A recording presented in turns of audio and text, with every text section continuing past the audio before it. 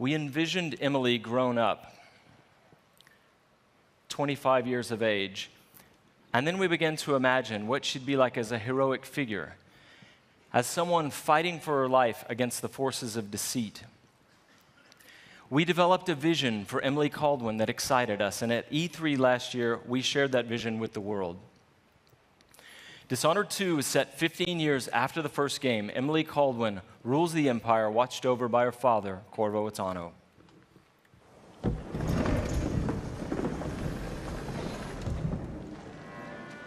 All hail Her Imperial Majesty, Emily Caldwin.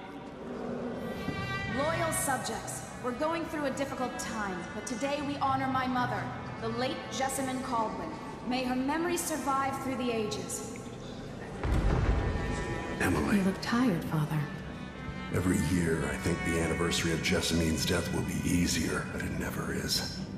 I wish Mother was still the Empress. I don't think I'm very good at this. You're still learning.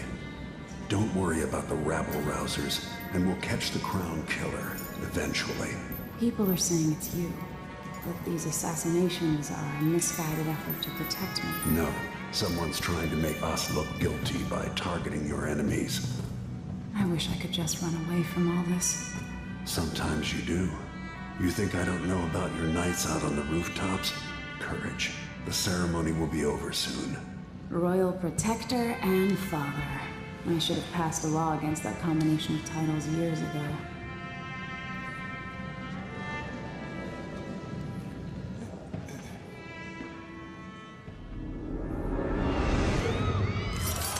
When an otherworldly usurper seizes the throne, the fate of the Empire is left hanging in the balance.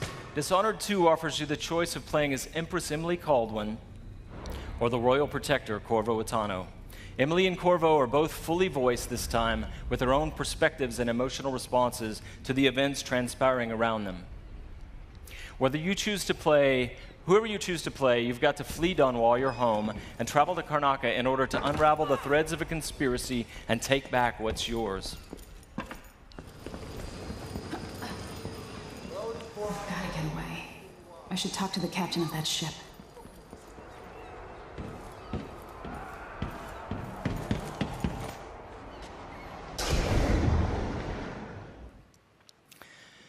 Dishonored is known for unscripted, simulation-driven missions where no two players ever have the same experience. There are many pathways to explore as you penetrate well-defended locations, numerous ways to find and eliminate nefarious targets. In crafting the missions for Dishonored 2, we've put a much greater emphasis on big, interesting themes, either from a gameplay or fictional standpoint, making each mission a wildly unique place to explore. I'll explain a little bit more about that. Today we're going to show you the Dust District, an industrial ruin ravaged by terrible storms that hit at random intervals. In the Dust District, a militant religious faction called the Overseers is at war with the Howler Gang. The leaders of both factions are trying to take each other down. You can side with the Overseers or the Howlers or neither. There are many ways to complete the mission. She'll tell you more. I'll wait here in the skiff and take you back to the dreadful whale after you finish.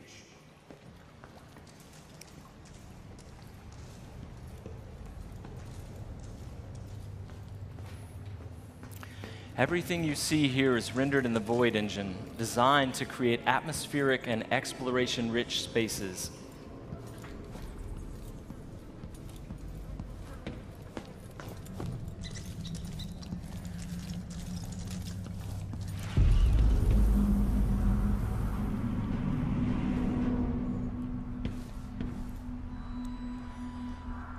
To reach our target, Vice Overseer Byrne, we've got to get past a Grand Guard checkpoint sealed off by a wall of light, a cruel security device reinstated by the Duke of Serkonos.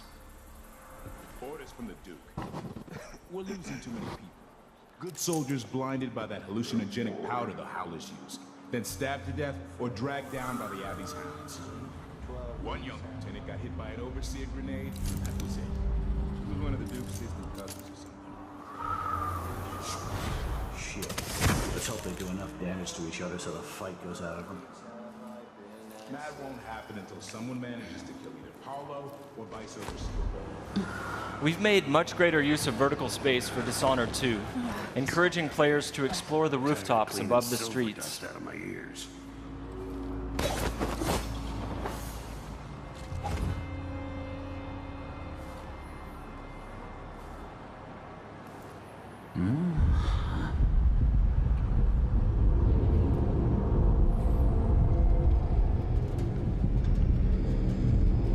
Dust from the mines.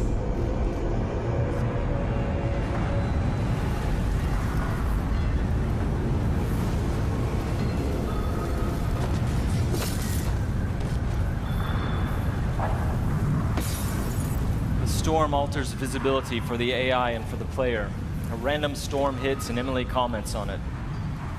Many of the security devices in Dishonored 2 are powered by wind, a unique feature of Karnaca, so here we're switching off the windmill to get through the wall of light. There'll be a lot going on in this next fight. Drop attack, guards climbing and vaulting, combat choke, and Emily using far reach to pull an explosive whale oil tank toward her from a distance.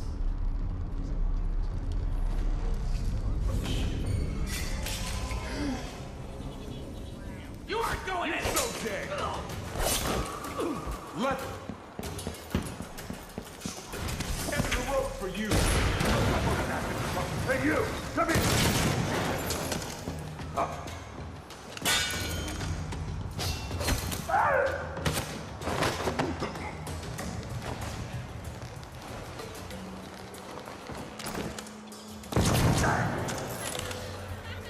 All right, let's jump forward closer to our target, Vice Overseer Byrne.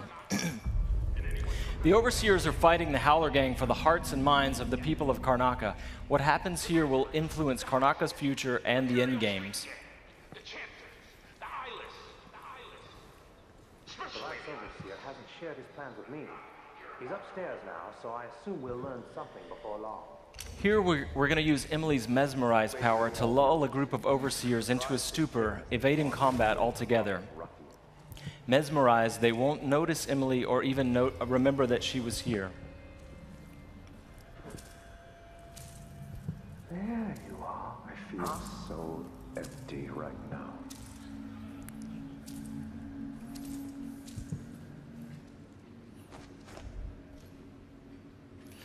Far Reach can be upgraded not only to pull objects from a distance, but also enemies, so you can finish them off in midair.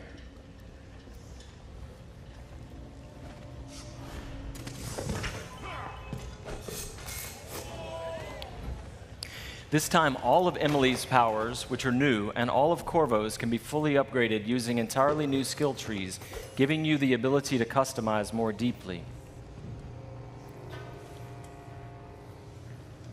If you're new to the Dishonored series, it's all about options and exploration, playing at your own pace.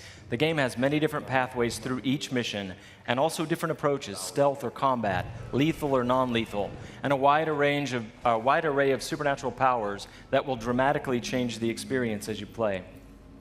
We're very close to Vice Overseer Byrne's office now.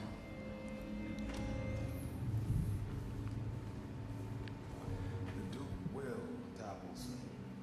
The Sisters of the Oracular Order have seen it, and I feel it in my bones.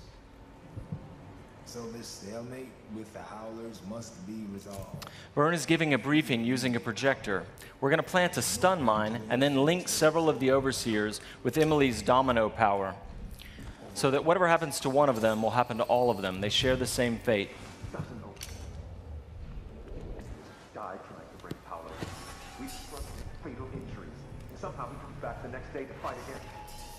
Whatever witchcraft he has. Switching off the projector will attract Vice Overseer Byrne's attention, and when the mine affects one Overseer, it will affect all of them. Go check, brother. Right away.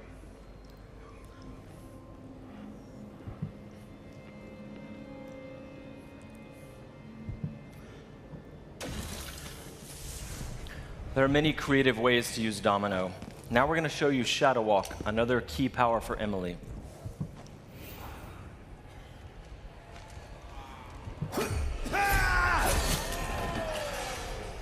Shadow Walk is useful for stealth and combat. You saw it in the announced trailer that we made for the game, and you can fully use it in the game.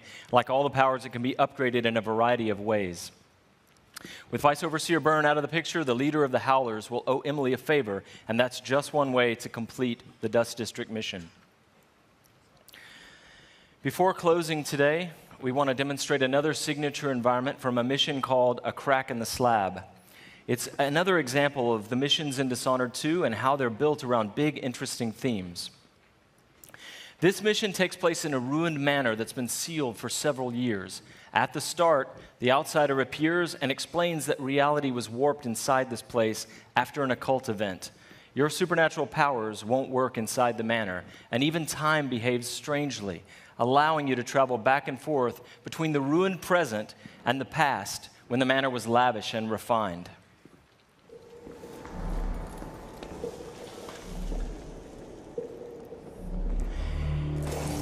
Here we're in the present, when the manor is in ruins.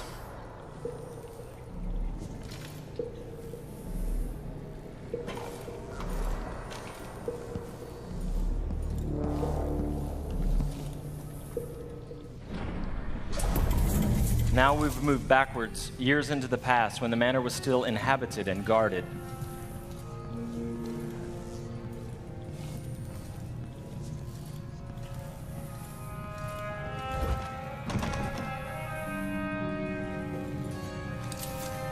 Looking through the lenses of the outsider's timepiece, you can see the alternate timeline.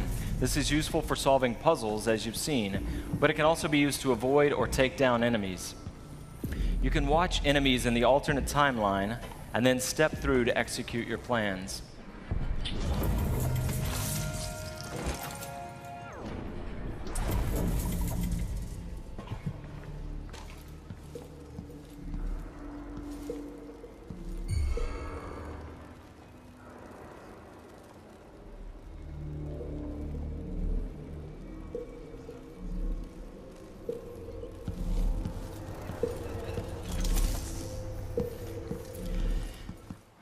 We hope you're going to love the game as much as we do.